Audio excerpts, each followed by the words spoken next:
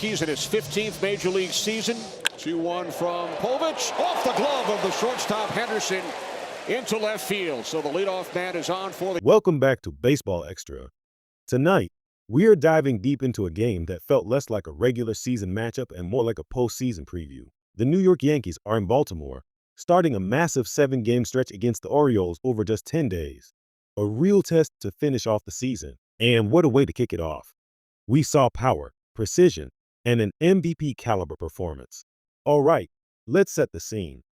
The New York Yankees, as many of you know, lead the AL of baseball in home runs this season. Their bats have been scorching hot, evidenced by the 20 runs they put up in their last 2 games in Minnesota. They're absolutely gearing up for October, and the momentum is palpable. On the mound tonight for the Orioles, we had Povich. Now, Povich was actually looking for his very first career victory against an American League East opponent. Coming into this game, he was 0-5 in 11 career starts against teams in this division. A tough challenge, to say the least, going up against this powerful Yankees lineup. But for the Yankees, it was Max Fried, who has been absolutely stellar this season. He was tied for the Major League lead with an incredible 17 wins coming into tonight. He had a slight rough patch a little while back, as every pitcher does in a long season, but he's absolutely righted the ship at the perfect time. His control, his command, his ability to mix pitches, it all makes him incredibly tough to hit. Right-handers were batting a mere 236 against him, and left-handers, a paltry 201. That tells you everything you need to know about the challenge he presents. Top of the first inning, and the Yankees wasted no time. Paul Goldschmidt, in his 15th Major League season, led things off, and right away, a 2-1 pitch from Povich goes off the glove of the shortstop, Henderson, and into left field. Just like that, the leadoff man is on for the Yankees. This immediately put a runner on base for a guy who very well might be the American League MVP, Aaron Judge. Povich, however, managed to dial it in for a moment. The 2-2 pitch came in for strike 3, retiring Judge for only the first time in his 3 career at-bats against him. A small victory for Povich there, but the Yankees kept the pressure on. Next up was Cody Bellinger, who's been having a phenomenal bounce-back year. After thriving with the Cubs, he's found a new home at Yankee Stadium and is absolutely thriving in this lineup. Povich battled him, but the 8th pitch of the at-bat was low and away, ball 4. So Bellinger heads to first, and just like that, the Yankees have 2 runners on for Rosario. Rosario, who was acquired in late July from the Washington Nationals, was playing in just his 13th game with the Yankees, and he made it count. The 1-1 pitch from Povich was ripped into the left field corner. Goldschmidt came flying around to score.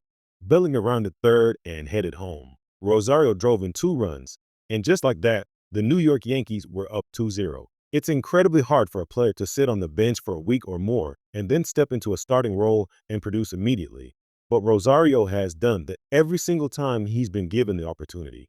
Just a fantastic at-bat and a huge early lead for the Yankees. Trent Grisham then came to the plate, coming off a fabulous night yesterday where he went 2 for 4. He hit a fly ball to left field, which O'Neill tracked down towards the line and made the catch. So, a good start for the Yankees here in the first inning, picking up 2 crucial runs. Now, let's talk about Max Fried. He was truly on his game from the very first pitch. In the bottom of the first, he got Ryan Mountcastle, who was hitting out of the leadoff spot for the first time in his Major League career, to strike out. 1 away. Fried didn't have the perils of travel last night.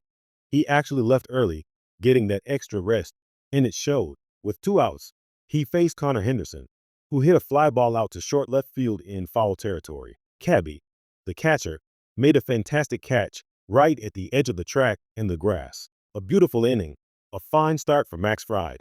A quick 1-2-3 in the first. It's 2-0 Yankees here in Baltimore. The second inning, however, saw a little bit of trouble for Fried. He walked Jackson on a 4-pitch free pass, and then Kobe Mayo singled into left field, moving Jackson to second. Suddenly, the Orioles were threatening with 2 runners on. Samuel Basallo, just 21 years old, who recently signed an 8-year extension, stepped up. Fried, however, found his rhythm again. A beautiful pitch, down and away, struck him out. That was a big strikeout, number 2 from Max Fried in the second inning. He then followed it up with a good slider away, and after battling, he got another big strikeout. 3 strikeouts in the second to get out of the jam, even with runners on. Fried was just showing why he's a true ace. In the top of the third, Povich again walked Judge, sending him to first. Bellinger, who had walked and scored in the first inning, then hit a ground ball over the mound. Shortstop Henderson waited for it, stepped on second for one, and then a quick throw to first for two. A beautiful double play by Gunnar Henderson. He fielded that ground ball to the right of second base, beat Judge to the bag at second, and then unleashed a strong throw to first, beating the speedy Bellinger. Just a perfectly executed defensive play that ended the inning. Bottom of the third, Max Fried was back at it. He struck out Luis Vasquez to lead off the inning. Then Mountcastle, who was 0 for 1 with a punch-out, struck out for the second time, 2 away. Fried's changeup was just phenomenal. The arm action looks exactly like a fastball coming out, and then it just disappears. You've got to think it's a fastball if you're Mountcastle, and then you're just so frustrated because you didn't even come close, knowing it was a changeup, a truly deceptive pitch. Westberg then flew out to right, and just like that, Max Fried had struck out the side. He had struck out 4 of the last 5 batters he faced. He was completely in command, holding a 2-0 lead, and the Orioles hitters were simply baffled. Top of the 5th inning, Anthony Volpe led off for the Yankees. He immediately smashed a base hit into left center, heading for second, and he was in. A great slide, keeping his shoulders square, allowing him to reach that pitch away. He made up his mind right away he was going to get to second, and he did. It was a nice play by the Orioles, but Volpe just had a better slide. That was his 17th stolen base of the season. Then, what a job by Volpe using his speed. He stole third. The best time to steal third is right after a double. I mean, on the very next pitch. It created a huge scoring opportunity. The next pitch to Caballero put runners on the corners for the Yankees. Volpe and Caballero. Wells stepped to the plate, who had grounded out to second his first time up. But this time, Wells hit a bloop base hit to right field. Volpe scored easily. Caballero moved to second. Wells picked up his 68th RBI of the season, and the Yankees extended their lead to 3-0. We often talk about the slugging power of the Yankees, but sometimes this works too. You get a pitch inside, get jammed, not on the barrel, and it just floats enough over the infield second baseman. And just like that, the Yankees were in business with a big chance to put a crooked number on the board with first and second, nobody out for Goldschmidt. However, Westberg turned a sharp grounder into a double play, going to second for one, then to first. Caballero moved to third, but now there were 2 outs. Bellinger then popped it up. Henderson caught it, and that ended the inning. The Yankees got 1 run on 2 hits, no errors, leaving a couple of runners on, but they had a solid 3-0 lead. Max Fried was still on top of his game, with 6 strikeouts through 4 innings, truly in command. Fried was still absolutely carving through the Orioles lineup. He picked up another strikeout. That's 8 strikeouts for Max, and he had retired the side in order for the last 3 innings. Max Fried was having a heck of a game. He was throwing a one-hitter. Vasquez became strikeout victim number 9. Fried was mixing it up so well. That breaking ball looked like it was going to stay up and in, but then it just fell off the table at the last minute. In the bottom of the 6th, with 1 away, Mountcastle, who had struck out twice tonight, finally broke through. He lined the first pitch from Fried into left field for the Orioles' second hit of the evening. Baltimore had a 1-out base runner, but Jordan Westberg then went down on strikes. That's 10 for Fried. We're truly seeing the emergence of power and great left-handed pitching in the American League. Henderson, one of only 2 Orioles not struck out tonight, hit a big chopper up the middle, and it got through. A base hit to right center field, and Mountcastle, turning second, headed for third, making it there. So, a couple of hits in the inning for Baltimore, and they had a rally brewing in the bottom of the 6th, first and third with 2 away, and the tying run coming to the plate in Tyler O'Neill. Fried, however, wasn't done. A swing and a miss, and that was his season high with 11 strikeouts, a top of the zone fastball, and O'Neill was retired. The Orioles' threat was gone. No runs, no hits, no damage. In the top of the 7th, MC Dermott came out of the Orioles' bullpen. He missed high, walking Cleo and Wells, giving the Yankees back-to-back walks. Now it was the top of the order again. Goldschmidt, Caballero, and Wells were the base runners. Goldschmidt hit one down the right field line. Caballero scored. Wells held at third. An RBI for Goldschmidt, his 44th, extending the lead to 4-0. Goldschmidt is really starting to crush righties now, not just lefties. He's shortening his swing, going the opposite way. He's now 8 for his last 20, batting .400. Runners on the corners for Judge. Still nobody out. Judge with a drive to left field. The catch was made by O'Neill, but Wells came home.